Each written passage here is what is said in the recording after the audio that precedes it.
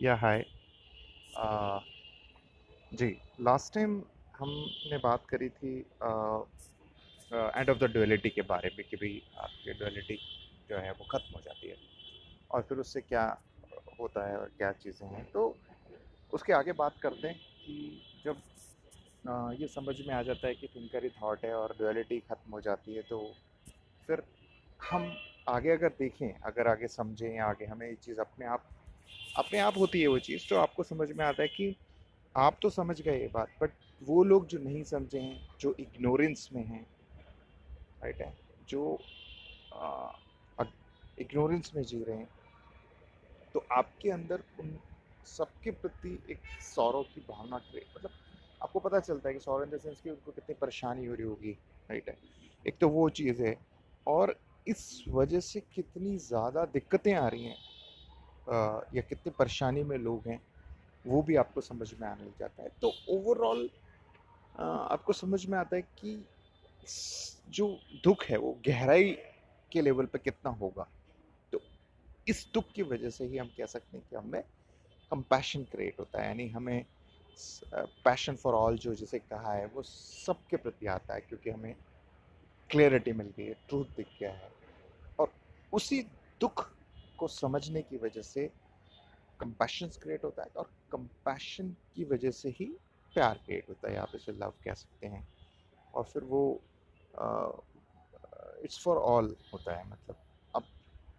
अब ऐसा वहाँ पर कोई भेद नहीं है, वहाँ पर कुछ आप कह सकते हैं कि सब एक ही है, मतलब बोल करके।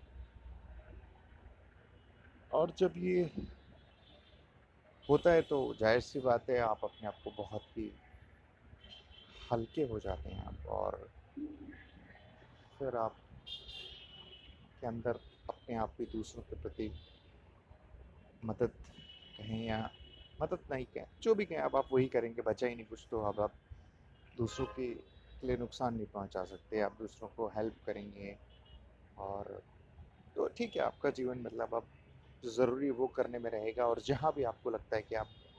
दूसरों के लिए बेहतर कर सकते हैं, आपके दिमाग में शांति है, आप दूसरों को शेयर भी करना चाहेंगे ये सब चीज़ें, कि आप चाहेंगे कि वो भी बेहतर हो, उसका जीवन भी बेहतर हो, काश उसे भी समझ में आ जाए, वो भी एक, तो ये सब अपने आप होने लगता है काम। मतलब है कि जब ये चीज़ समझ में आ जाती है, और फिर आपको ये भी महसूस होता है कि आप समझ भी जाते हैं कि अब ऐसा कुछ आपको बनना नहीं है,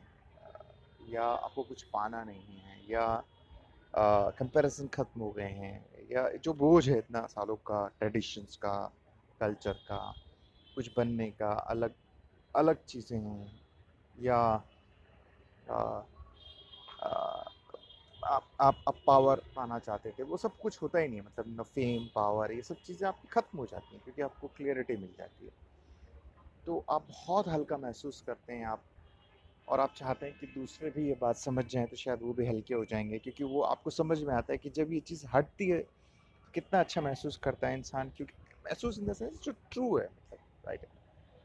तो आप चाहते हैं कि यार सामने वाला इतना परेशान दिख रहा है, जबकि परेशानी है ही नहीं एक्चुअल में, देखा जाए तो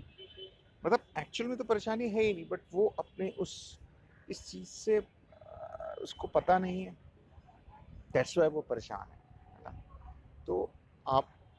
उस रास्ते पे फिर चल पड़ते हैं, अपने आप ही वो चीज़ हो जाती है, और फिर ज़िंदगी कुछ और हो जाती है, या आप कह सकते हैं कि फिर हमें वो सब दिखाई देता है, सुनाई देता है, जो हमें कभी नहीं दिखाई देता था, जो हमें कभी सुनाई नहीं देता था, या हमें, क्योंकि हम एक अपने एक सेल्फ के अंदर ही घूम रहे होते हैं। तो अ,